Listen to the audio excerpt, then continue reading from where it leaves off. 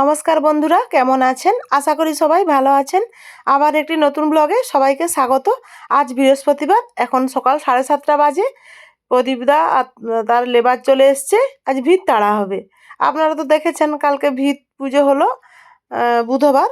আজ বৃহস্পতিবার, ভিত তাড়া হবে।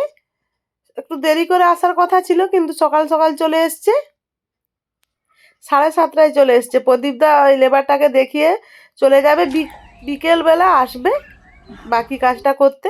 কালকে যে 5টা ইঁট পুজো হয়েছিল, সেই ইঁটগুলো তো আমরা ঠাকুর ঘরে তুলিনি। প্রদীপদা এসে বললো, না, একটা ইঁট অন্তত ঠাকুর ঘরে তুলে রাখুন, আর বাকিগুলো কাল নিচে তুলে রাখুন। ও সেই মতো করলো।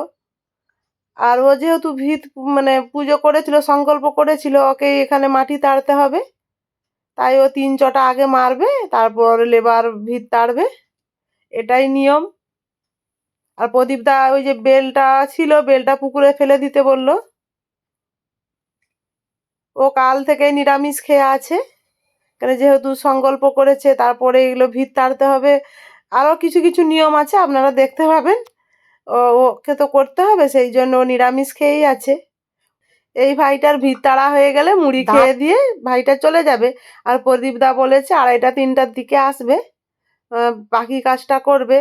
আজকে কি মশলা দেবে আর বাকি যেসব কাজ, সেগুলো প্রদীপদা তার 2টা লেবার আসবে, তারা বিকাল 3টার সময় করবে।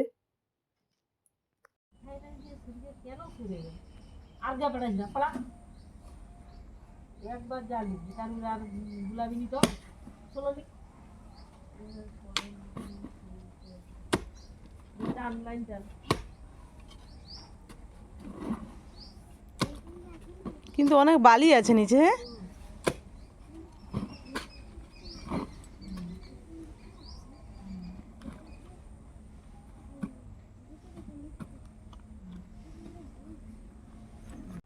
এখন 2:30 বাজে। প্রদীপদা তার লেবার চলে এসছে, বাকি কাজটা করবে। আর সে ভাই তো যে এসেছিলো সকালে ভিত তেড়ে দিয়ে মুড়ি দিলাম, মুড়ি খাওয়া দাওয়া করে প্রদীপদা বলেছিল টাকা দিয়ে দেওয়ার কথা, টাকা দিয়েছি। সে ভাই চলে গেছে। এখন প্রদীপদারা এসছে, বাকি কাজটা করবে।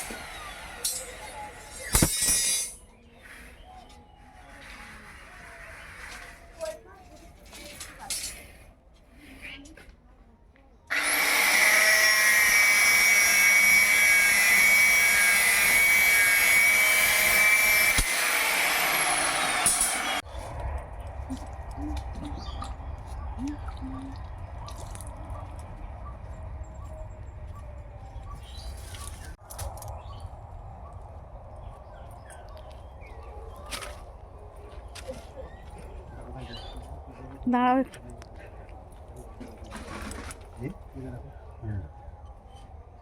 কালকে যে ঘট পুজো হয়েছিল, অষ্টধাতু দিয়ে একটা ঘট বসিয়ে পূজা করা হয়েছিল, সেইটা ঠাকুর ঘরে তুলে রেখেছিলাম। সেই ঠাকুর ঘর থেকে নিয়ে এসে এই যে গর্ত করা হয়েছিল, ওখানে ও রেখে দিল। দিয়ে এরপর আরো কি কি নিয়ম আছে করতে হবে।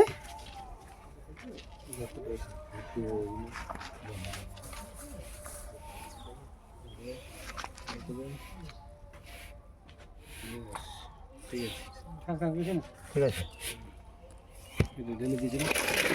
ওটা সময় করে দিন, রেখে দেন হাতে যতটা দেখা যায়।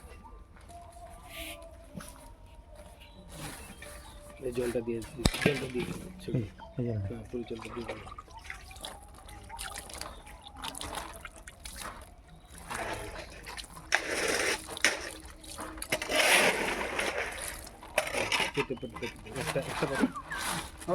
একটা পাবেন, ওই বালিটা দেন।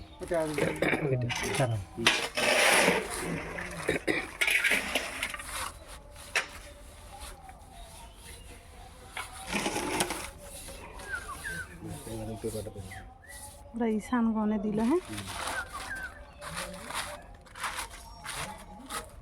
মশলা একটু দিন।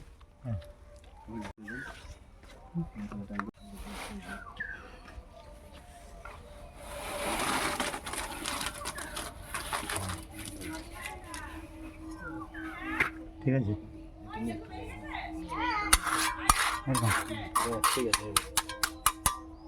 এখানে একটা ধূপ দিন আর শুধু মন্দিরে দিয়ে আসুন। ধূপ ধূপ ওই তো একটা আধা আধা মন্দিরে হরি মন্দিরে দুটা। হুম,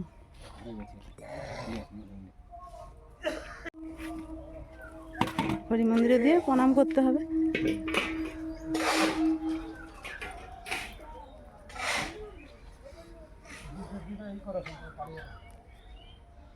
ওই তো উপর, হ্যাঁ ধারে ওই ফাটলগুলোই দাও না। হ্যাঁ,